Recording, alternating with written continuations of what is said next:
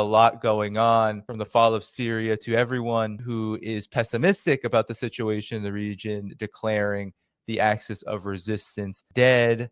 Dan, how do you see all of this? How do you tie in the investigative work you've been doing into the unfolding situation in West Asia from Gaza to Syria, Lebanon, and beyond? Well, I think we first have to really just define what is resistance. Resistance is not about being the hegemonic force, the more well-funded, well-armed force with access to international capital. It is about resistance. It is about being basically the underdog. And so the goal or the job of the resistance is not so much um, to have an outright military victory, I would say, over Israel, over the United States, over the reactionary forces. Um, it is not for. It is. I think the image that maybe people have in their minds of Hezbollah or the Quds force marching into Jerusalem and liberating the Al-Aqsa compound, while very romantic, is not quite based in reality. The reality is that, and actually, I spoke with Professor Morandi about this just after October 7th. Um, the idea of resistance is that these movements, whether at the non-state level like Hezbollah or at the state level like Iran, defend their sovereignty, hold the imperialist forces back, and the contradictions inside Israel, for example, or the contradictions in the relationship between the United States and Israel, those are what actually lead to the demise of Israel, the collapse of the regime.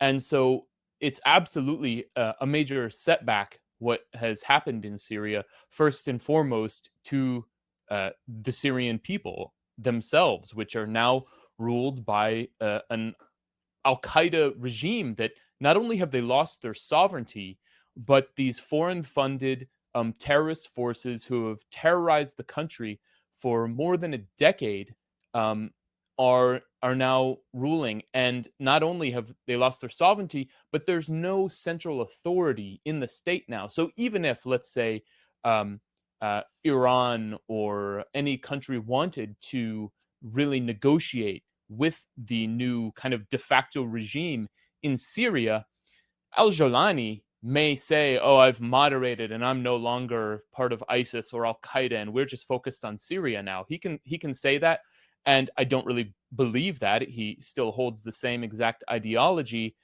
but the forces who are on the ground fighting, they are not loyal to him. They are loyal to whoever's paying him. So as long as there's money flowing in, they may do what they're told. But that's been the case throughout the entire dirty war on Syria, is that the 1,000 different armed groups that are constantly shifting, they will fight for whoever is paying them. There is zero national ideology. It is purely about money in the language of jihad and this kind of thing. So I think, I agree with Professor Morandi that it's certainly a short-term victory for Israel and for Turkey, but they've basically used a poison to destroy Syrian sovereignty, and now the entire region will now have to deal with that poison. I mean, we've seen in previous years the terrorist attacks that were in Europe from fighters who were involved in the regime change operations in Libya, for example, and then they go back to either their home countries and to their home countries and try to destabilize those, or they go to Europe and carry out terrorist attacks and this sort of thing. So this is now a problem that has metastasized as a result of the Western imperialist desire to overthrow Syria, which has finally succeeded. However, the resistance, as I said, the idea is not to have an outright military victory in the same way that, for example, Israel would declare a military victory. It's a different standard.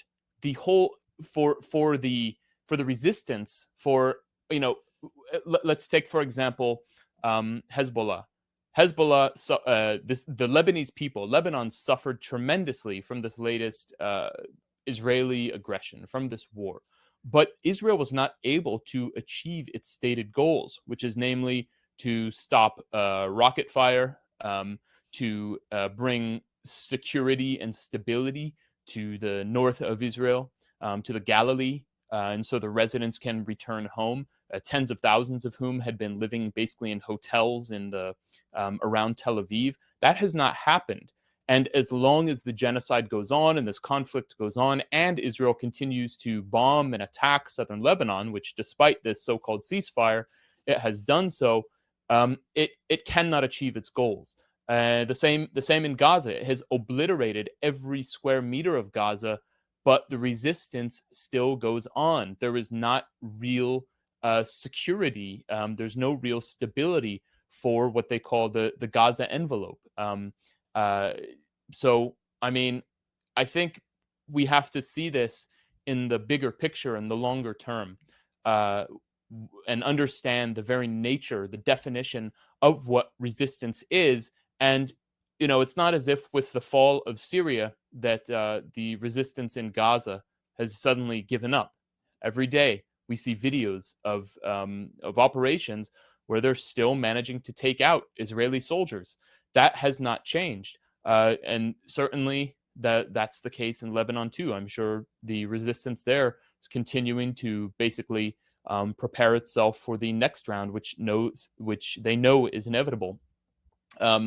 And even with the devastating loss of Syed Hassan Nasrallah and basically the senior leadership, and even some of them, the mid-level leadership of Hezbollah, they were still able to carry out very serious operations against Israel because it's such a horizontal organization. It's not just one guy calling all of the shots.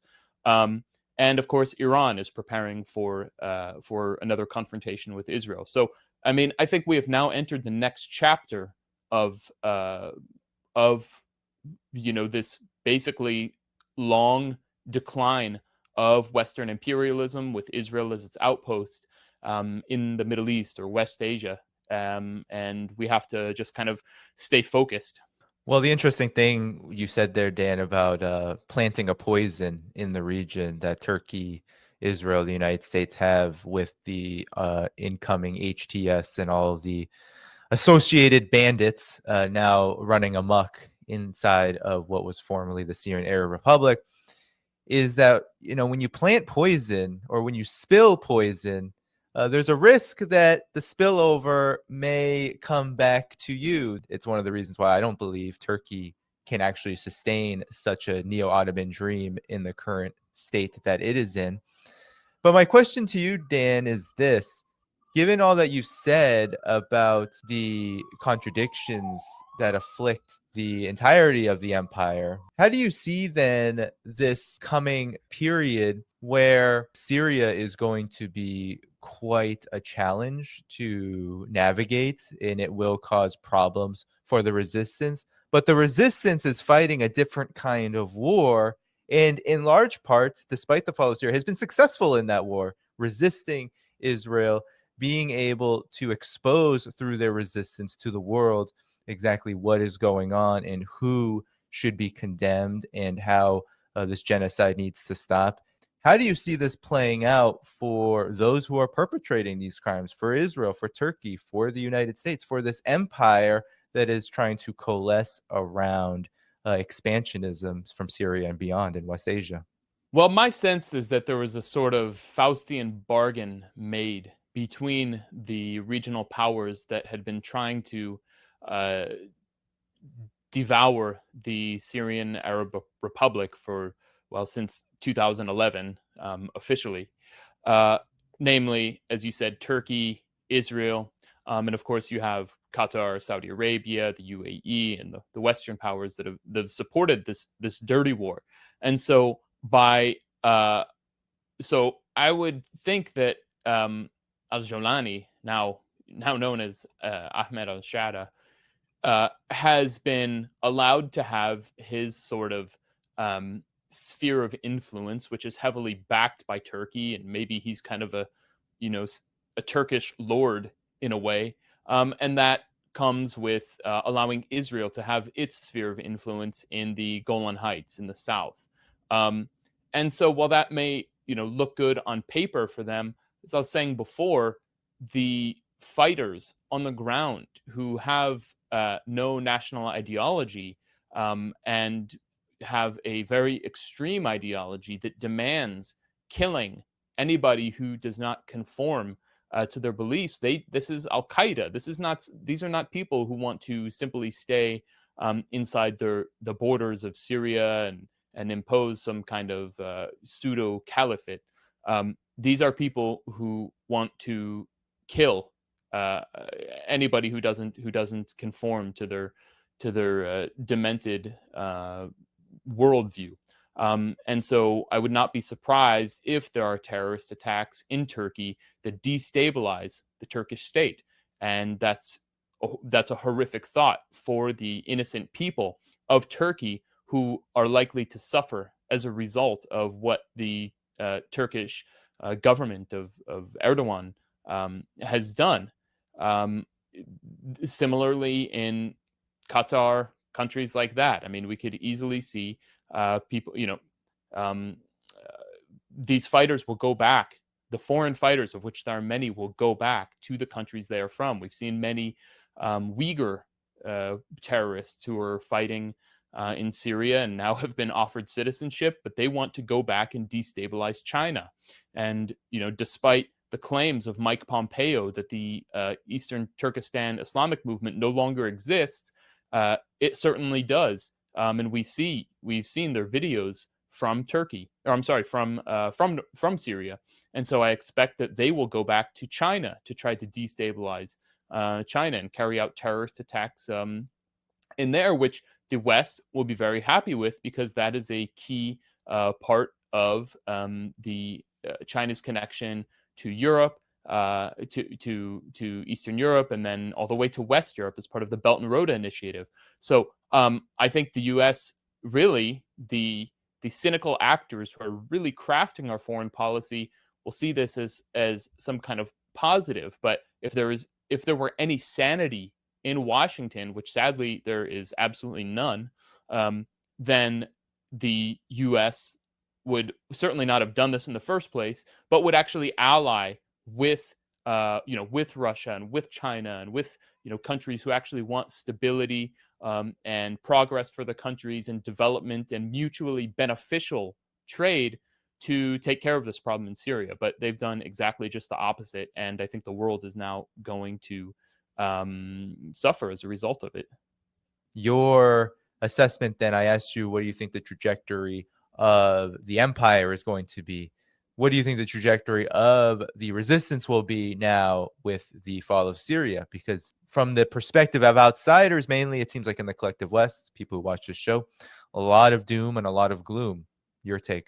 Yeah, I think the doom and gloom is a bit of a bourgeois feeling. For those of us who are, watching from afar, and our lives are not really on the line, it's easy to sort of have just emotional swings when, after October 7th, those powerful scenes of, Israeli tanks being burned down and the walls of the ghetto being destroyed, everyone felt elated.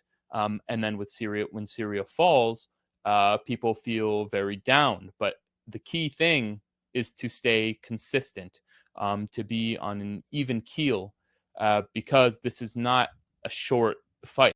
This is a long battle, and we have no idea, perhaps a never-ending battle. We have no idea how this is going to go. There's so many factors at play that are completely unpredictable. The internal politics of so many countries, the internal politics here in the United States, as second Trump administration is, in a few weeks, going to take the reins here in Washington, where I am. You can't overstate the internal chaos in Israeli society, which is pretty well covered up in the media, which is something I can kind of talk about at length. But I mean, there are just so many factors that nothing is set in stone, nothing is a done deal. And at this very moment, especially for us in the media or people who are active on social media and follow your show and others, Danny, we are being subjected to massive psychological operations through the atrocity propaganda, and there's an effort to kind of create a false, distorted narrative about what's happening in Syria right now, about what's happened in Syria since 2011. And that's, I think, what we need to focus on. So, that sort of emotional discontent, to put it into something constructive, because this is not over. Well, people get angry at me sometimes, Dan, for erring on the optimism side, but my optimism certainly isn't clouded by the reality. It is, or it certainly isn't clouding the reality for me that yes, Palestinians are being slaughtered. There's a genocide. The people in Lebanon have been slaughtered. The entire region is in a catastrophic situation because of what the U.S., Israel, and its imperial apparatus is doing there. However, it is to say, though, that because the resistance has gone stronger, because even amid one of the most catastrophic, in my estimation, events of the year, the fall of Syria, there is still going to be fight back. No one is putting down their arms. We saw Yemen actually upping the ante despite what happened in Syria. We've seen Israeli officials, Israeli media talk about Iran still having these massive capabilities that they can't figure out.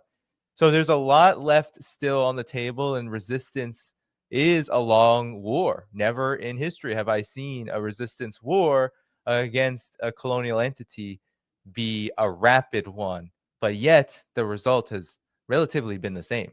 These entities do end up having to pack their bags and leave. The United States experienced this at trying to inherit the French colonial mission in Vietnam and being absolutely ousted. That took 20 years because the U.S. actually started in 54 and then ran out of there in 75. So in any event, Dan, I wanted to ask you, though, in light of all of this, people have been quiet. I guess it's not in lieu, it's in light of, but in light of all of this, you've been covering this atrocity propaganda in Syria, or on Syria. What do you make of the fact, and what have you been investigating, given that we are seeing the fall of Bashar al-Assad, the ouster? I believe it was a coup. I believe it was a coup. That's just what it looks like. It smells like everything we've seen. Years in the making, obviously. Now, yet the atrocity propaganda is so intense, from CNN to mass graves to prisons, all of this. Talk about what you've been covering. Right. Yeah, absolutely. I basically, I have this tendency to just go after the most sort of uncomfortable or controversial subjects, just because that's usually where the biggest lies are. And so I've spent the last 2 weeks or so burying myself in the narratives that are being pushed on the prisons in Syria, and in the last few days, the mass graves.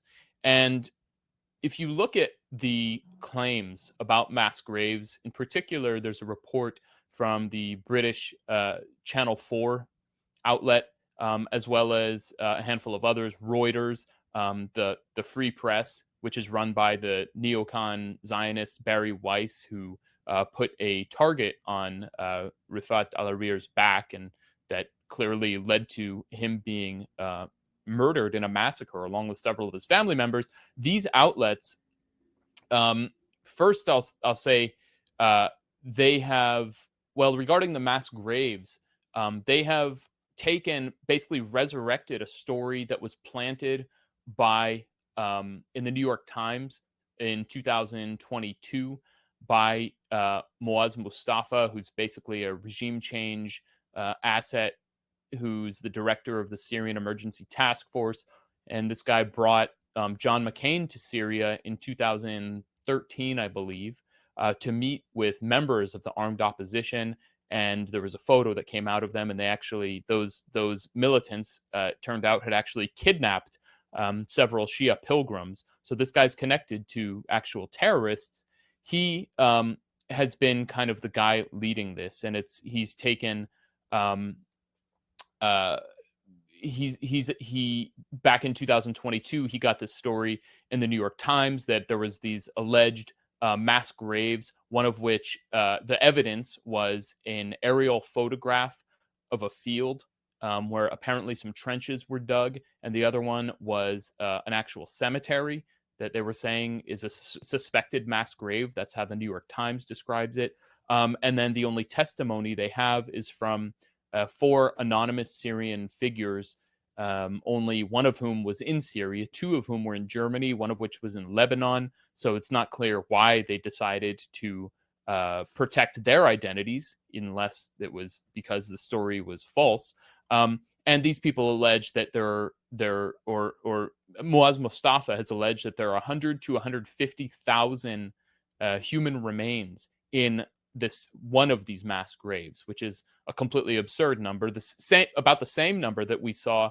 There were claims of 150,000 people in the Sednaya prison that was emptied when Damascus fell. And in fact, the documentation showed there were about 3,000 some. I forget the actual number. It might have been 3,900, something like that. So these totally wild numbers. Now, in this mass grave atrocity propaganda that's going around, there's no actual evidence. There's no, Channel 4 goes to the actual site now that they can access that the Syrian government has collapsed and it's a free-for-all, and they show a big empty field. There's no evidence even that the dirt has been disturbed. Now, so regarding the alleged mass graves of Assad, there are none. There is one incident from 2012, I believe, that the U.S. government funded New Lines Institute, headed by regime change activist Idris Ahmad, his outlet in collaboration with The Guardian and another German-funded outlet called Al Jumhuriyeh.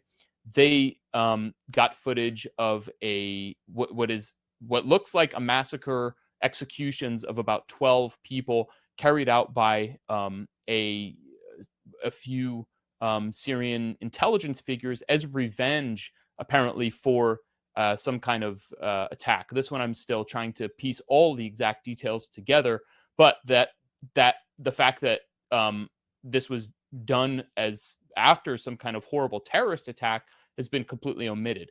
So that's about 12 people, apparently, or maybe it's a few more. It might have been 40, something like that. But that pales in comparison to the 150,000 number that's being bandied about.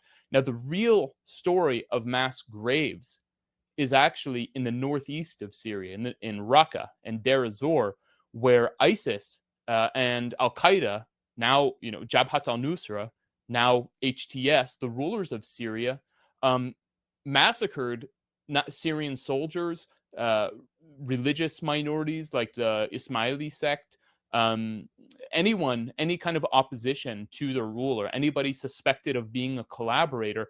And there are several sites that have actually been documented by the International Commission on Missing Persons and Human Rights Watch, of all organizations.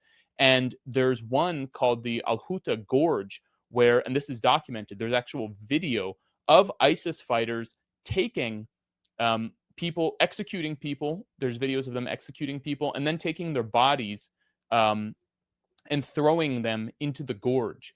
And according to the International Commission on Missing Persons, there are potentially thousands of human remains in this gorge. And when the residents of the area began to complain to the ISIS authorities that the smell was horrific and that this presented a nuisance to public health, there could be disease, they just poured a bunch of oil into the gorge and set it on fire.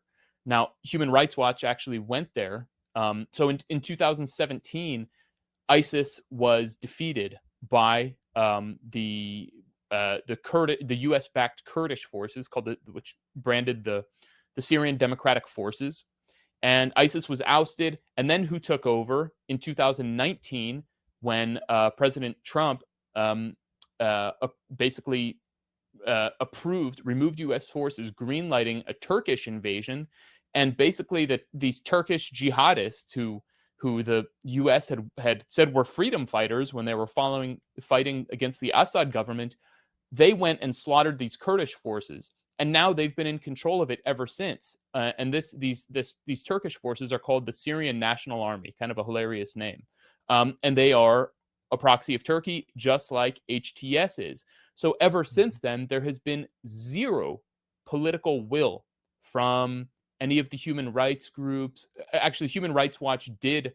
put out statements at the time in 2020 saying these bodies should be exhumed, there should be a full investigation, but that has fallen silent. Human Rights Watch is not saying that anymore. No one in the West or Europe or any of these reporters who are going to look at these open fields and say that these are mass graves of 150,000 people have anything to say about the documented real mass graves in eastern Syria that were carried out by Al-Qaeda, which now rules Syria, and ISIS, which was, of course, sponsored chiefly by Turkey, and the Gulf regime. So you can see that there is a clear political agenda to basically distort reality, cover up, ignore documented real mass graves, and try to invent mass graves, stories of mass graves without any evidence. And I'm not saying, hey, you know what? Maybe there are 1,000 or 10,000, or maybe there's even 150,000 bodies in that mass grave, in that field that they're saying is a mass grave. But they haven't presented a shred of evidence. And it's not the onus is on them. People will say to me, well, Dan, how can you be sure? You can't prove there's no mass grave. But how logic works and the rule of law works is if they are the ones making the allegation, not me, and their evidence does not line up. So it doesn't add up. So you just see the incredibly cynical propaganda campaign to paint Bashar al-Assad as some Hitler-like genocidal mass murderer, erase the role of the numerous regimes who were involved in unleashing these terrorist groups that mass murdered throughout the country and are now running the country and terrorizing the population, and as well as the complicity of those foreign powers themselves. And one last thing, one of the organizations involved in this is called CIJA, I think it's the Commission on International Justice and Accountability, which is basically, we have a really good report at Uncaptured Media, my site, from Kit Clarenberg, who is a great journalist and everyone should follow, who he showed how CIJA, who's involved in, is basically an organization birthed in Europe by NATO state contractors. And their job, what they did was pay huge sums of money to get faked evidence smuggled out of Idlib from Nusra, Al-Qaeda, and ISIS-controlled territory, which a European Commission found to be falsified. And they want to use this fake evidence to prosecute Assad officials, former Syrian government officials. So this is all part of kind of one effort, these mass grave stories, the Syrian prison torture stories, all of this stuff to basically whitewash history and ensure that Syria never regains its sovereignty also.